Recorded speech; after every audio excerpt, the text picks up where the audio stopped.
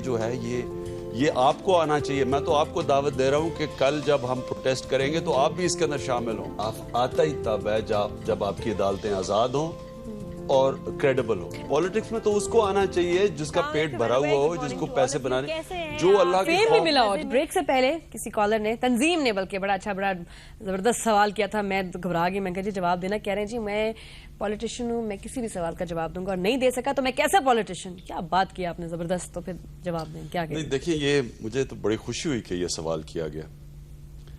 देखिए, जो chief justice का मामला है, आपको ये समझना चाहिए इसको। अगर वहां पॉलिटिशियन पहुंच गए हैं तो ये पॉलिटिशियंस को दाद दें, क्योंकि ये सिर्फ पॉलिटिशियंस का मसला नहीं है, ये हर पाकिस्तानी का मसला है। क्योंकि जो चीफ जस्टिस सुप्रीम कोर्ट का है, ये एक इदारा है, ये इंसान नहीं है। जब सुप्रीम कोर्ट के चीफ जस्टिस के हकूक जो माशरा तहफ़्फ़ुज़ नहीं दे सकता, उस माशरे में किसी का कोई हक नहीं है।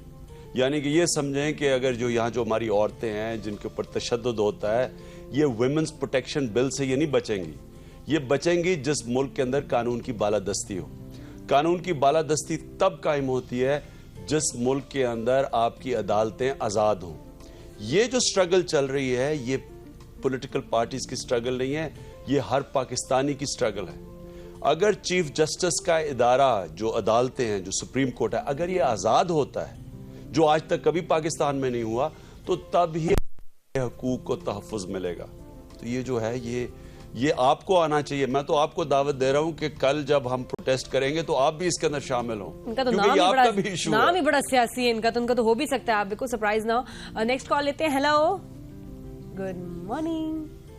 कॉल ड्रॉप हुई, कोई बात नहीं, थोड़ा सा इंतजार किया करें ताकि सवाल का जवाब खत्म हो तो उसके बाद हम आगे चलें। यहाँ कैसी लाइफ है इस्लामाबाद में? घर है आपका, बनी गाला में रहते हैं, पहाड़ी के ऊपर। बिल्कुल है। और कितनी देर लगती है उतरते हुए? 15-20 मिनट लगते हैं यहाँ पहुंचने में, इतनी दूर तो नहीं है। अच्छा। लेकिन मैं हमेशा रहना चाहता था फार्म के ऊपर, और ये मुझे बड़ा खुशकिस्मत हूँ कि मुझे फार्म के ऊपर जगह मिल गई। लेकिन ये नादिया, ये बड़ा जरूरी है, ये आपको भी आना चाहिए कल प्रोटेस्ट करने के लिए। ये जो चीफ जस्टिस के लिए हम प्रोटेस्ट कर रहे हैं, ये मैं आपको कहना चाहता हूँ, ये हर पाकिस्तानी की स्ट्रगल है। क्योंकि अगर यहाँ अदालतें आज़ाद होंगी तो हमें तहफ़्फ़ुज़ मिलेगा। आज तक इस मुल्क की बदकिस्मती रही है कि जो हुकूमत में आता है अदालतों को वो साथ दबा लेता है। जब अदालतें हुकूमत के साथ मिल जाती हैं, फिर बेचारे एक छोटे मजदूर के कोई कौन तहफ़्फ़ुज़ देगा? एक गरीब आदमी को, गरीब औरत को, इनको कैसे तहफ़्फ़ुज़ मिलेगा? नहीं, तहफ़्फ़ुज़ है भी कहाँ। जितने अभी रिसेंटली इवेंट्स देखने में आए हैं, ज़िल्लुमा की डेथ और इतने लोगों का जो ये मर्डर वगैरह हो जाना, कोई कुछ भी करके चला जाता, पता ही नहीं चलता, कभी सज़ा होते हुए नहीं कहीं हमने सुना। माशरे में इंसाफ आता ही तब है जब आपकी अदालतें आज़ाद हों और क्रेडिबल हो। लेकिन क्या हमारी अदालतों में काम हो रहा था इमरान, आप बताएं कि अदालतों को तो कभी आज़ाद होने दिया ही नहीं, ना जमहूरियत निज़ाम में और ना डिक्टेटरशिप में तो खैर हो ही नहीं सकती। क्योंकि और ये है इस मुल्क की सबसे बड़ी लानत है, ये याद रखना। इंसाफ इस मुल्क का सबसे बड़ा मसला है। यहाँ कहीं इंसाफ है ही नहीं, ना माशी इंसाफ है, गरीब गरीब हो रहा है, अमीर अमीर हो रहा है, ना अदालती इंसाफ है। एक ताकतवर कोई भी नाजायज काम कर सकता पाकिस्तान में, कमजोर कोई जायज काम नहीं करवा सकता अपना। सही बात है। अच्छा मुझे बताएं, जो यहाँ पॉलिटिशियंस हैं वो टोटल फोकस हो कि एक ही अपना पॉलिटिक्स पे लगे। आप कमेंट्री भी करते हो, क्रिकेट के टीम के साथ भी इन्वॉल्व रहते हैं, अभी इतने शोज पे आप माशाल्लाह नजर आते हैं, फिर हॉस्पिटल के साथ भी मसरूफियत है। ये मतलब एक कल्ले बंदे थे, बसदा रोग नहीं है जी। सही बात है। नहीं, लेकिन मुझे are you doing justice to everything? मुझे ये बताएं कि पॉलिटिशियन है क्या? ये क्या चीज होती है पॉलिटिशियन? पॉलिटिशियन तो हर जो इंसान है वो पॉलिटिशियन है। इंसान का मतलब ये होता है कि जो इंसान अपनी इंसानियत के फराइज पूरे करे। इंसानियत के फराइज ये होते हैं कि अल्लाह ने अगर मुझे ज्यादा दिया है तो मैं ये मुतमईना हो जाऊं कि मैं खुश हो जाऊं। मैं ये भी सोचूं कि जो जिस माशरे में जिसके पास कुछ नहीं है उसकी मैं मदद कैसे कर सकता हूं। मैं पॉलिटिशियन हूं। पॉलिटिशियन तो ये है, यानी कि ये हो ही नहीं सकता कि आप इंसान हो और आपको फिक्र ही ना हो कि माशरे में क्या हो रहा है। तो अगर यानी कि ये कहना, मुझे कहते हैं इमरान साहब आपको पॉलिटिशियन में आने की क्या, पॉलिटिक्स में आने की क्या जरूरत है? बहुत लोग कहते हैं, बहुत। उनका ये मतलब ये है कि पॉलिटिक्स में सिर्फ इंसान पैसे बनाने जाता है या पावर लेने के लिए और जाता ये है। किसी पॉलिटिशियन से सवाल नहीं किया जाता, जो जैसे जहां आ गए। सिर्फ इमरान खान से कहा जाता है। इवन हमारे घर में भी कल यही सवाल हो रहा था, डिबेट चल रही थी, क्यों पॉलिटिक्स में आया। कुछ लोगों का ख्याल था, मेरे ब्रदर इन लॉ को बहुत सपोर्ट कर रहे थे बाय द वे, कि यही था उनका कि नीचे आएंगे नहीं तो बदलेंगे कैसे, तो माशरा कैसे बदलेगा, कौन आएगा, हम कहेंगे कि जी किसको वोट दें। पॉलिटिक्स में आना उन लोगों को चाहिए जिनको पॉलिटिक्स में आने की जरूरत नहीं है। अच्छा क्योंकि जिनको जरूरत है, जिनको यानी कि जो भूखा नंगा पॉलिटिक्स में आता है, वो तो लोगों का खून चूसेगा और पैसा बनाएगा। सही। पॉलिटिक्स में तो उसको आना चाहिए जिसका पेट भरा हुआ हो, जिसको पैसे बनाने, जो अल्लाह की फेम भी मिला हो, जिसको सब देखा सब कुछ, और जिसको ये हो कि मुझे, क्योंकि अल्लाह ने मुझे इतना ज्यादा दे दिया, मैं अपने माशरे की कोई फिक्र करूं, उसको सिर्फ आना चाहिए। वो फिर गलत कॉम्प्रोमाइजेस नहीं करेगा, वो लोटा नहीं बनेगा, वो अपना जमीर नहीं बेचेगा एक छोटी सी वजारत के लिए। उन लोगों को आना चाहिए पॉलिटिक्स में। आज अगर पाकिस्तान की बर्बादी है तो इसलिए है कि जिन लोगों को पॉलिटिक्स में आना चाहिए वो अपने घरों में बैठे हुए याशियां कर रहे हैं, और जिनको पॉलिटिक्स में नहीं आना चाहिए वो बड़े बड़े वजारतें लेके बैठे हुए और मुल्क का खून चूस रहे हैं। सही। अच्छा, अब एक मैं अपने फेवरेट टॉपिक की तरफ आती हूँ। मैं अक्सर जिक्र करती हूँ, मुझे बहुत पढ़ती भी है, लेकिन खैर है, I will still not give up. ये भी तो पॉलिटिशियन है ना, मेरे अंदर भी एक क्रिकेट टीम हमारी। जब आप आते थे फील्ड पे पता चलता था, और ऐसे हमारे प्लेयर्स थे माशाल्लाह, वेरी ग्लैमरस, वेरी प्रेजेंटेबल, बात कर रहे हैं सब, मतलब एक दुनिया को फेस कर रहे हैं, इंटरनेशनल एथलीट्स प्लेयर्स। अब जो हमारे प्लेयर्स हैं तो अच्छा खेलते हैं, ठीक है, मैं, लेकिन ये कि उनको क्या है, उनमें ग्लैमर क्यों नहीं है, उनमें वो पर्सनालिटीज क्यों नहीं है, क्यों हमें नहीं लगता कि ये भी इनमें वो बात है जो कि हमारे पहले प्लेयर्स में होती थी, नॉट ओनली परफॉर्मेंस वाइज, वैसे भी मैं बात कर रही हूँ, देखने में, बात करने में, क्यों वो अपने आप को ग्रूम नहीं करते, कि बुरी बात है।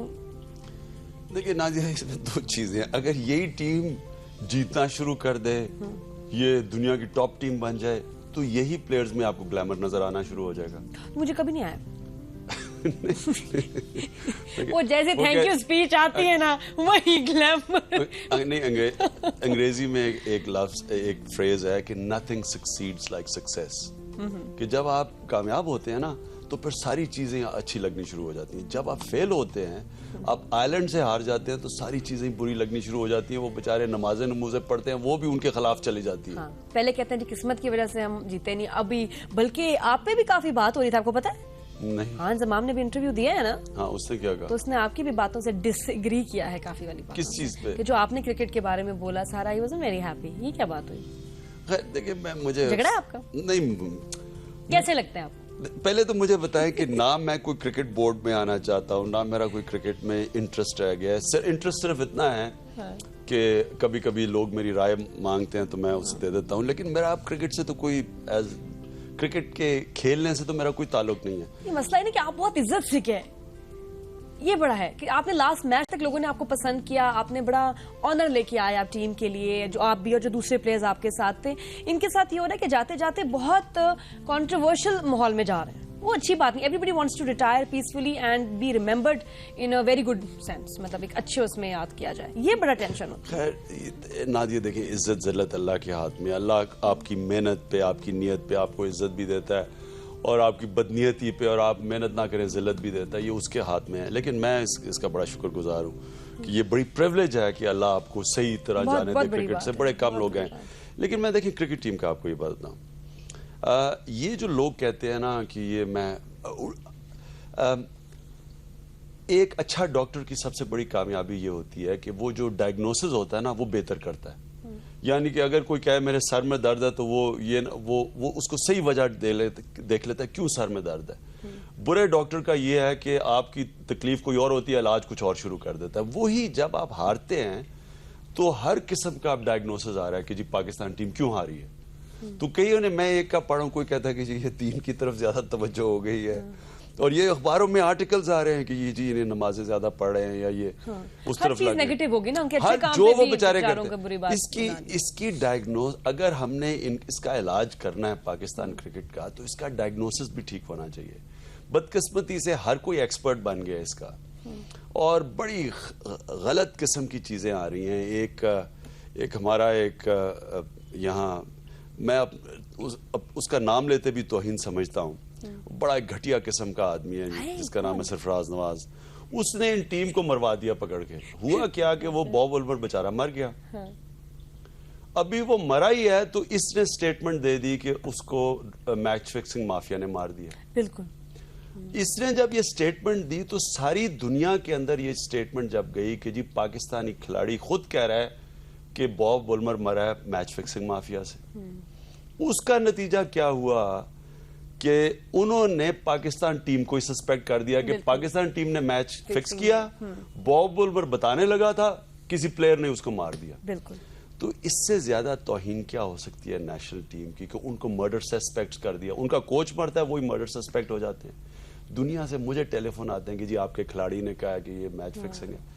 और ये हमारे मुल्क की बदकिस्मती है कि खुद ही अपने मुल्क, पहले ही इमेज हमारा ठीक नहीं है, ऊपर से और इसमें अपना ही इमेज बर्बाद करने में इसी का हाथ है। चेक एंड बैलेंस नहीं कि जी कोई स्टेटमेंट भी इशू कर रहे हैं तो वो जिसका जो दिल आया कह दिया और वो दुनिया तक पहुंच गई।